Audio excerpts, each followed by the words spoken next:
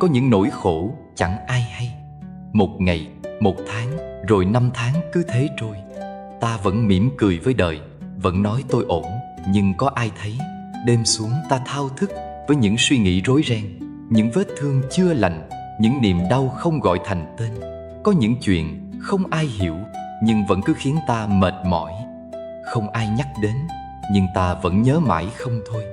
Một lần bị phản bội, một người thân rời đi mãi mãi, một giấc mơ không thành, một lời nói vô tình khiến tim ta rạn nứt. Và từ những điều đó, ta đánh mất rất nhiều thứ. Mất đi sự vô tư trong ánh mắt, mất đi giấc ngủ trọn giấc, mất cả sự bình yên vốn có trong tâm hồn mình. Nhưng có một điều Đức Phật từng dạy: buông bỏ là con đường ngắn nhất để tìm về bình an. Nghe thì dễ, nhưng buông một người từng là cả thế giới làm sao dễ. Buông một mối hận sâu làm sao không đau. Buông một nỗi tiếc nuối từng cháy bỏng làm sao không rơi nước mắt. Nhưng bạn ơi, có một sự thật không buông được ta mãi mang vác. Không buông được ta cứ sống trong quá khứ. Không buông được thì bao nhiêu phước báu cũng không thể gieo nở trên một mảnh đất khô cằn. Buông không có nghĩa là quên. Buông không phải là bỏ cuộc. Buông là chấp nhận điều đã qua, là không còn oán trách, là nhẹ nhàng mỉm cười với vết thương cũ. Và biết ơn vì nó đã dạy ta một bài học. Muốn buông trước hết phải hiểu. Hiểu rằng người kia đã làm hết phần của họ trong cuộc đời bạn. Hiểu rằng đau khổ là nghiệp cũ đang trổ quả. Hiểu rằng tất cả rồi cũng sẽ qua, vì đời là vô thường. Rồi đến nhẫn chịu với hiện tại, với những thứ chưa hoàn hảo. Nhẫn để không tạo thêm nghiệp mới. Nhẫn để đi qua bão tố mà không đánh mất bản thân. Và rồi là buông như một đóa sen rủ sương sớm. Nhẹ, tự nhiên, không cưỡng cầu, không níu kéo. Cuối cùng là thương chính mình, thương cả người từng làm ta tổn thương. Vì ai cũng đang khổ theo cách của riêng họ. Khi lòng bạn buông được, phước báu bắt đầu sinh khởi. Khi bạn thôi oán giận, gương mặt bạn sáng hơn. Khi bạn biết tha thứ, tâm bạn nhẹ như mây. Khi bạn buông dần kỳ vọng, bạn mở ra một cánh cửa mới. Cửa của bình yên, của tỉnh thức, của an lạc. Đừng nghĩ phước báu chỉ đến từ việc lớn. Phước báu bắt đầu từ từng niệm thiện nhỏ mỗi ngày. Một lần bạn không nổi nóng với người khác. Một lần bạn không đáp trả bằng lời cay nghiệt. Một bữa cơm bạn tặng cho người khốn khó. Một giọt nước mắt bạn lau cho ai đó đang đau. Phước báu là khi bạn ngủ một giấc thật sâu, không mộng mị. Là khi bạn sống mà lòng không còn sợ hãi. Là khi bạn nhìn một người cũ mà tâm không còn run rẩy. Là khi bạn mỉm cười với đời, dẫu biết đời không hoàn hảo. Video hôm nay chính là chiếc chìa khóa ấy. Chìa khóa mở ra một cánh cửa, nơi bạn có thể bắt đầu lại. Không phải từ bên ngoài mà từ chính bên trong tâm mình. Bạn không cần phải thay đổi thế giới, chỉ cần thay đổi cách bạn ôm lấy những tổn thương trong lòng. Buông xuống đi, vì bạn xứng đáng được sống một đời an vui. Gốc rễ của mọi phiền não không nằm ở bên ngoài, không đến từ ai cả, mà nằm trong chính tâm ta. Tham luôn muốn nhiều hơn khả năng chịu đựng. Khi bạn có một, bạn muốn hai. Khi có hai, lại muốn 10. Không bao giờ thấy đủ, không bao giờ thấy vừa lòng. Bạn đã bao giờ thấy mình không hạnh phúc chỉ vì người khác có thứ mình chưa có? Một ngôi nhà lớn hơn, một người bạn đời dịu dàng hơn, một cuộc sống có vẻ bình yên hơn. Tham khiến ta so sánh, tham khiến ta đòi hỏi, tham khiến ta chạy mãi miết theo những ảo ảnh mà bỏ quên những điều tuyệt vời ngay trong hiện tại. Nhưng bạn biết không, không phải bạn khổ vì thiếu, mà vì lòng bạn muốn quá nhiều. Cái khổ không nằm ở không có, mà ở muốn có bằng mọi giá. Sân là ngọn lửa thiêu đốt cả thế giới nội tâm. Giận dữ vì người khác không như ý mình. Trách móc vì cuộc đời không diễn ra theo kế hoạch. Oán hờn vì quá khứ có những điều đau đớn. Cơn sân hận giống như một que than đỏ. Bạn càng nắm chặt, bạn càng bỏng tay. Người khiến bạn tức giận có khi đã ngủ yên, còn bạn trằn trọc, khó chịu, rối loạn nội tâm. Giận là lấy lỗi lầm của người khác để trừng phạt bản thân. Bạn có thể chọn buông, không phải vì người kia xứng đáng được tha thứ, mà vì bạn xứng đáng được bình yên. Si là không hiểu đời là vô thường nên cố chấp. Si là tưởng mọi thứ sẽ mãi như bây giờ, tưởng một mối quan hệ sẽ vĩnh viễn không thay đổi, tưởng một người sẽ không rời đi, tưởng tiền bạc, danh vọng, sắc đẹp là mãi mãi. Chính vì không thấy rõ vô thường, ta bám víu. Chính vì không hiểu duyên sinh, ta dằn vặt. Chính vì không nhìn thấu nghiệp báo, ta oán than số phận. Cái si không làm ta đau ngay, nhưng nó âm thầm dẫn ta đi vào mê lột, tạo nghiệp rồi chịu quả, chấp thụ rồi khổ đau. Vậy làm sao để nhổ tận gốc rễ của tham, sân, si? Quay vào bên trong, nhìn lại tâm mình. Thiền mỗi ngày 10 phút, ngồi yên, lắng nghe hơi thở, quan sát dòng suy nghĩ. Bạn sẽ dần thấy cái tham chỉ là vọng tưởng, cái sân chỉ là phản ứng, cái si là do chưa từng dừng lại để hiểu. Sống với chánh niệm, tỉnh thức trong từng hành động. Uống nước, biết mình đang uống. Nghe người khác, biết mình đang lắng nghe. Giận dữ, biết mình đang giận. Và chọn không phản ứng vội. Quán chiếu vô thường, mọi thứ đến rồi đi. Tình yêu, công việc, tuổi trẻ, sức khỏe, không gì ở lại mãi. Thấy được vô thường, ta biết trân quý, biết sống trọn vẹn trong hiện tại. Tập bố thí, hành từ bi, tạo thiện nghiệp. Người tham, hãy tập cho đi. Người sân, hãy tập yêu thương. Người si, hãy tập học hỏi và tỉnh thức. Mỗi việc nhỏ, một hạt giống phước báu. Mỗi niệm thiện, một ánh sáng dập tắt bóng tối vô minh. Bạn không cần hoàn hảo ngay, bạn chỉ cần nhận ra tham, sân, si đang vận hành thế nào trong đời mình, rồi mỗi ngày đi một bước nhỏ để giải trừ nó. Như lau bụi trên chiếc gương, từ mờ mịt sẽ sáng trong. Và rồi một ngày kia, bạn sẽ sống với một tâm hồn không còn tham mà thấy đủ, không còn sân mà thấy nhẹ, không còn si mà thấy rõ, thấy thật, thấy bình an. Vì gốc rễ phiền não chỉ khi được nhổ lên bằng trí tuệ mới khiến hoa sen trong lòng bạn nở rộ. Vậy, đây là dấu hiệu của người đang phiền não. Có những nỗi khổ không ai biết, có những cơn mệt mỏi không ai hiểu, có những người nhìn ngoài tươi cười nhưng trong lòng đầy những mảnh vỡ chưa lành. Bạn có từng thấy mình giống vậy chưa? Hay suy nghĩ vẩn vơ, lo xa, nhớ chuyện cũ, chuyện đã qua 5 năm vẫn thỉnh thoảng nhói lên. Một lời nói vô tình vẫn khiến bạn mất ngủ. Chuyện chưa xảy ra, bạn đã lo sẽ tệ. Lúc nào cũng trong trạng thái chuẩn bị tinh thần để khổ. Tâm bị mắc kẹt giữa quá khứ và tương lai, nên chẳng bao giờ sống thật trong hiện tại. Người càng nhiều phiền não, càng dễ phản ứng tiêu cực. Một câu nói sai ý đã thấy khó chịu. Một chuyện nhỏ cũng thấy bực cả ngày. Miệng thì than mệt, chán, khổ quá, nhưng tâm không chịu dừng lại để chữa lành. Than thở không làm khổ ít đi, nó chỉ khiến nghiệp nặng hơn, tâm thêm u ám. Buổi sáng vui, chiều lại trống rỗng. Hôm nay muốn làm tất cả, mai chẳng muốn làm gì. Có những ngày bạn không hiểu mình là ai, muốn gì, sống để làm gì. Tâm không còn vững chãi nên ngoại cảnh chi phối. Một biến cố nhỏ cũng đủ khiến lòng bạn chao đảo. Bạn nằm xuống mà tâm không yên. Chuyện nọ kéo chuyện kia, chẳng dừng được. Cơ thể đau, nhưng là đau từ những cảm xúc cũ tích tụ. Đầu đau là vì tâm mỏi mệt mà chưa được nghỉ. Bạn sống như một cái xác đang cố hoạt động cho qua ngày. Phiền não không chỉ là cảm xúc nhất thời, nó là liên kết giữa tâm, thân, nghiệp. Nó ăn mòn phước báu, khiến ánh sáng trong bạn ngày càng yếu đi. Nó làm vận mệnh sa sút, dù bạn có giỏi, có tốt, có nỗ lực bao nhiêu. Một người thường xuyên giận dữ sẽ tạo khẩu nghiệp. Một người luôn lo âu sẽ cạn kiệt khí lực.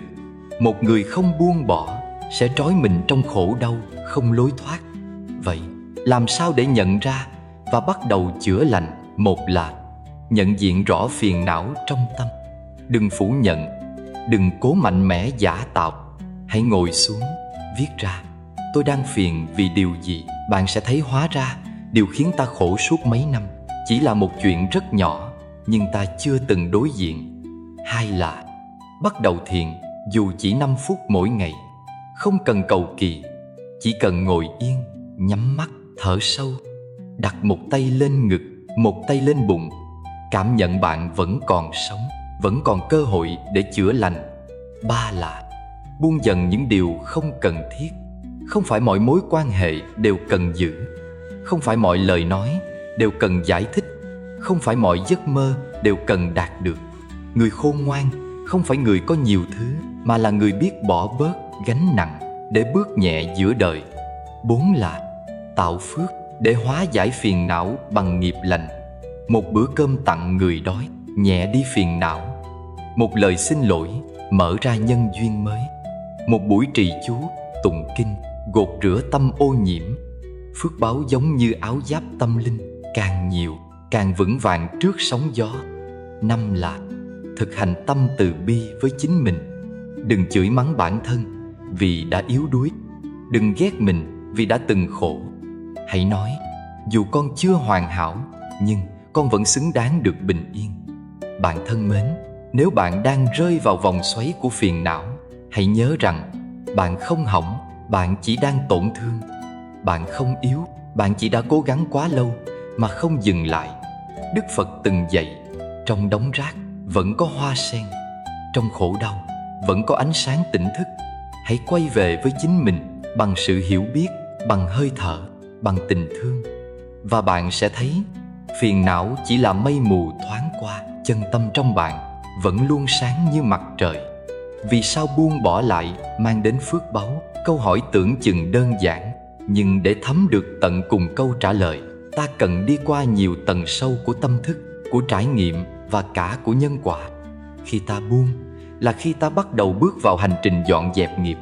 Tâm con người giống như một căn nhà, có thể sang trọng, có thể đơn sơ, nhưng nếu bên trong ngổn ngang, bừa bộn bởi những cảm xúc tiêu cực như sân hận, tham lam, ích kỷ, đố kỵ, thì dù có khoác lên vẻ ngoài hào nhoáng đến đâu, căn nhà ấy vẫn u tối và ngột ngạt. Mỗi khi bạn giữ lại một mối hận thù, một cơn giận chưa tan, 1 kg ức đau thương mà không chịu buông, là bạn đang để ác phủ kín mọi ngóc ngách tâm hồn. Và khi đã đầy ắp những thứ ấy, ánh sáng của từ bi, của trí tuệ, của bình an làm sao có thể đi vào? Buông không phải là hành động trốn tránh, không phải là sự bỏ cuộc. Buông là khi bạn chủ động quay lại bên trong, nhìn rõ những thứ đang khiến mình khổ, rồi từ đó tháo gỡ từng sợi dây rối rắm đang trói buộc chính mình. Buông là một hành động nghịch chiều với phiền não, nhưng lại hoàn toàn thuận với đạo. Khi bạn buông giận, bạn đi ngược lại tập khí sân hận của mình, nhưng lại đi thuận với dòng chảy từ bi. Khi bạn buông chấp, bạn đi ngược với thói quen phải hơn thua, nhưng lại thuận với tinh thần vô ngã của đạo Phật. Cho nên, buông không phải là yếu đuối, mà là một sức mạnh nội tâm rất lớn. Nó đòi hỏi sự tỉnh thức, lòng can đảm và một chút lòng tin rằng đằng sau sự buông là một vùng trời nhẹ nhàng đang chờ đón bạn. Rồi điều kỳ diệu là khi bạn buông, phước báu tự nhiên đến. Người có tâm nhẹ sẽ có nét mặt hiền lành. Bạn thử nhìn kỹ mà xem, những ai ít phiền não, họ luôn có ánh mắt dịu dàng, nụ cười từ tốn và một khí chất an tịnh. Đó không phải là di truyền hay may mắn gì cả. Đó là thành quả của những tháng ngày họ đã âm thầm buông bỏ những điều không cần giữ. Khi tâm bạn nhẹ, bạn không còn đẩy người khác đi bằng sự khó chịu trong lời nói hay ánh mắt. Bạn không còn buộc người khác phải nghe theo mình bằng áp lực hay kiểm soát. Và chính điều đó khiến người ta dễ thương bạn, dễ tin tưởng bạn. Cánh cửa nhân duyên tốt từ đó mà mở ra. Người quý mến bạn, người muốn giúp bạn, người có lòng thiện sẽ tìm đến bạn như một phản ứng tự nhiên. Đó chính là phước báu. Phước không đến từ sự tranh giành, mà từ sự buông xả. Phước không đến từ những lời cầu khẩn, mà từ những hành động cụ thể. Buông một mối hận, tha một người làm sai, nhường một lời khi cãi vã. Mỗi lần bạn buông là một lần bạn làm nhẹ đi nghiệp cũ và ngăn chặn nghiệp mới khỏi hình thành. Như một người đang đứng trên bờ vực, chỉ cần lùi lại một bước là thoát khỏi nguy nan. Buông là bước lùi đầy trí tuệ. Bạn sẽ nhận ra, người hay nóng giận thì dễ tạo khẩu nghiệt, người hay ganh tị thì khó có bạn hiền, Người hay trách móc thì sống trong cô đơn, còn người hay buông bỏ thì lúc nào cũng thấy nhẹ lòng, ít đau khổ. Và đặc biệt là vận mệnh tốt dần lên theo năm tháng. Có người nói: sao dạo này bạn hồng hào quá, hay sao thấy bạn may mắn thế? Họ không biết là bạn đã âm thầm buông rất nhiều thứ độc hại trong lòng. Và đó chính là nhân khiến quả phước bắt đầu nở hoa. Buông cũng làm tâm trí ta sáng lên. Khi không bị che mờ bởi oán trách hay thù hận, trí tuệ có cơ hội phát sinh. Bạn nhìn mọi chuyện rõ ràng hơn. Bạn không còn phản ứng cực đoan. Bạn đủ tỉnh để biết nên im lặng hay nên lên tiếng. Bạn đủ bản lĩnh để không bị cuốn vào thị phi hay rối ren cuộc đời. Và cuối cùng, buông giúp bạn rộng lòng. Bạn dễ bao dung hơn. Bạn biết thông cảm với những người từng làm bạn tổn thương. Bạn nhận ra ai cũng có khổ riêng, nên thôi trách mà bắt đầu hiểu. Tâm bạn dần mở ra như một dòng sông êm đềm trôi qua những ngày nắng cũng như những ngày mưa. Buông bỏ không khiến bạn mất đi điều gì quan trọng. Ngược lại, nó cho bạn lại rất nhiều điều quý giá. Một tâm hồn bình yên, một trái tim rộng lớn, một nhân duyên đẹp, một đời sống không còn quá nặng nề. Và đặc biệt hơn cả là một tương lai nhẹ bước, vững chãi. Vì bạn đang tạo ra những hạt giống thiện lành ngay từ hôm nay. Buông không phải để thua cuộc, mà là để thắng chính mình. Buông không để mất, mà để có được tất cả những điều đáng sống. Trong đời sống đầy áp lực và biến động ngày nay, ai trong chúng ta cũng từng trải qua những khoảnh khắc phiền não, tưởng như không thể vượt qua.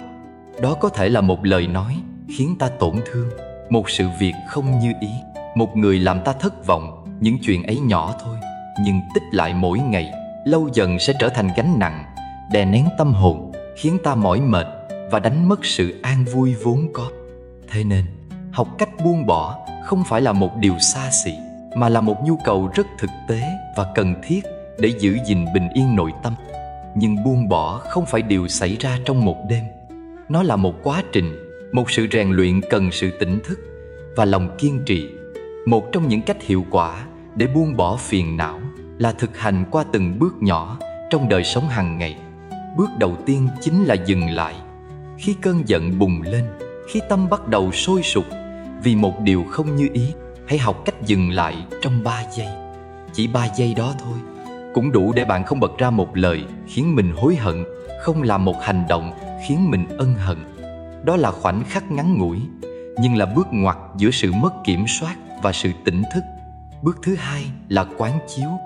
Khi đã dừng lại, hãy hỏi chính mình một câu đơn giản nhưng rất có sức mạnh. Việc này có đáng để mình mất bình yên không? Hầu hết những điều khiến ta phiền não, sau khi qua rồi, ta nhìn lại sẽ thấy chẳng có gì lớn lắm. Nhưng nếu để nó cuốn đi lúc đó, bạn sẽ mang theo cơn giận ấy hàng giờ, thậm chí hàng ngày. Hãy để câu hỏi ấy nhắc nhở bạn rằng bình yên trong lòng mình là điều quý giá nhất, không nên đánh đổi chỉ vì vài phút sân giận. Bước thứ ba là chuyển tâm. Khi tâm đang hướng về tiêu cực, thay vì nuôi dưỡng nó, hãy tìm cách chuyển hướng. Thay vì giận, hãy thở sâu một hơi dài. Hơi thở là cầu nối giữa thân và tâm. Khi bạn điều hòa được hơi thở, bạn sẽ điều hòa được cảm xúc. Thay vì trách móc, hãy chọn im lặng. Sự im lặng đúng lúc có thể cứu vãn một mối quan hệ, bảo vệ một ngày an yên và giữ lại cho bạn sự nhẹ nhàng cần thiết. Bước thứ tư là hành thiện. Một hành động tốt mỗi ngày là một lần làm nhẹ đi nghiệp lực.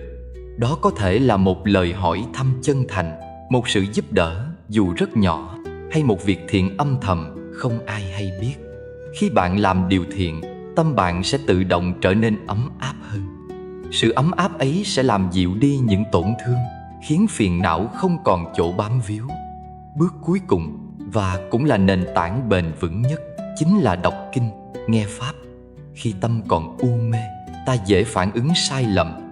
Nhưng khi có trí tuệ dẫn đường, bạn sẽ nhìn thấy rõ bản chất vô thường của mọi chuyện, và từ đó biết cách buông xả một cách tự nhiên. Lời Phật dạy là chiếc gương soi sáng nội tâm, giúp bạn định hướng mỗi khi lạc lối giữa dòng đời đầy dông bão. Nghe một bài pháp, đọc một đoạn kinh, đôi khi cũng đủ để bạn giải độc tâm thức đang u uất bởi phiền muộn. Khi bạn thực hành đủ lâu, bạn sẽ nhận ra những chuyện cũ từng làm bạn thao thức, dằn vặt giờ đây cũng chỉ như áng mây bay qua đỉnh núi. Mây vẫn tồn tại, nhưng núi chẳng bận lòng. Người biết buông cũng như thế, không cố gắng quên, cũng không cố gắng né tránh. Họ chỉ đơn giản là không còn bám víu. Bên cạnh những bước thực hành cụ thể, có những câu trì khuyên tuy đơn giản nhưng lại rất sâu sắc, giúp bạn giữ được sự bình tĩnh mỗi khi phiền não ập đến. Hãy luôn ghi nhớ những lời này: chuyện đã qua, đừng buồn nữa. Bởi dẫu có buồn đến mấy, quá khứ cũng chẳng thể thay đổi.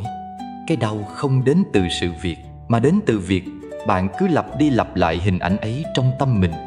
Chuyện chưa đến, đừng lo xa, bởi tương lai là điều chưa tới. Và lo lắng không khiến nó tốt đẹp hơn. Ngược lại, nó chỉ khiến bạn kiệt quệ trong hiện tại. Chuyện hiện tại hãy làm tốt, bởi chỉ hiện tại là thật.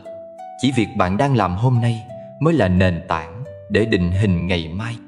Khi bạn chăm sóc tốt cho giây phút hiện tại, bạn đã gieo nhân cho một tương lai an lạc. Người không thương, hãy buông đi, bởi giữ một người không còn trân quý mình chỉ làm bạn tổn thương thêm. Tình cảm không thể cưỡng cầu. Buông không phải vì không yêu, mà vì đã đủ đau. Nếu bạn biết cách dừng lại, nhìn sâu, chuyển hóa cảm xúc, sống thiện lành và nuôi dưỡng trí tuệ, thì phiền não sẽ không còn là điều làm bạn gục ngã nữa. Mỗi ngày sẽ là một cơ hội để nhẹ tâm hơn hôm qua, và mỗi bước đi sẽ là một hành trình trở về với sự an yên đích thực bên trong mình. Sống một đời an vui với phước báu tâm linh không phải là điều quá xa vời hay cao siêu, mà là một nghệ thuật sống giản dị, sâu sắc, nơi mà từng suy nghĩ, từng hành động, từng hơi thở đều có trở thành một bước đi trên con đường tỉnh thức. Giữa cuộc sống đầy lo toan, ganh đua và biến động, ai cũng mong cầu một đời bình yên, một nội tâm thanh thản. Nhưng điều nghịch lý là càng mong, ta càng thấy thiếu, càng tìm, ta càng lạc. Bởi vì an vui không đến từ bên ngoài, nó đến từ chính nơi sâu thẳm nhất trong tâm hồn, nơi mà tâm được gột sạch bởi những điều tốt đẹp, nơi mà trí tuệ được nuôi dưỡng qua từng khoảnh khắc của chánh niệm. Mỗi ngày trôi qua là một mảnh ghép của cuộc đời, và để mỗi ngày ấy trở nên an lành, không cần quá nhiều điều to tát. Chỉ cần 3 điều thôi, 3 điều nhỏ nhưng đủ để làm nên một đời sống đáng sống. Một tấm lòng biết ơn, bởi khi bạn biết ơn, bạn không còn trách móc cuộc đời. Bạn sẽ nhận ra rằng dù hôm nay mệt mỏi đến đâu, vẫn có vô vàn điều đáng để trân trọng. Từ ánh nắng buổi sớm, tiếng chim hót ngoài hiên, cho đến một cái ôm, một bữa cơm ấm lòng. Biết ơn giúp bạn không để tâm sa vào oán trách, không để lòng mình khô cằn giữa dòng đời khắc nghiệt. Một nụ cười không điều kiện là khi bạn mỉm cười không vì ai làm bạn vui, mà vì bạn tự chọn hạnh phúc. Nụ cười ấy không đến từ môi, mà xuất phát từ tâm. Đó là dấu hiệu của người đã học được cách buông, học được cách nhìn đời bằng đôi mắt từ bi và hiểu biết. Khi bạn có thể cười dù cuộc sống chưa hoàn hảo, bạn đã chiến thắng được chính mình, và đó là chiến thắng vĩ đại nhất. Một chút thời gian để thiền, để đọc sách, để yêu thương là khoảng lặng quý giá giúp bạn trở về với chính mình. Trong thế giới bận rộn, nếu bạn không chủ động dành thời gian cho tâm hồn, thì sẽ chẳng ai làm điều đó thay bạn. Thiền để lắng nghe tâm, đọc sách để nuôi dưỡng trí tuệ, yêu thương để kết nối và chữa lành. 3 điều ấy là 3 cánh cửa mở ra sự sống đúng nghĩa, một sự sống không chỉ tồn tại mà còn tỏa sáng từ bên trong. Bạn phải hiểu rằng không ai có thể ban cho bạn sự an yên.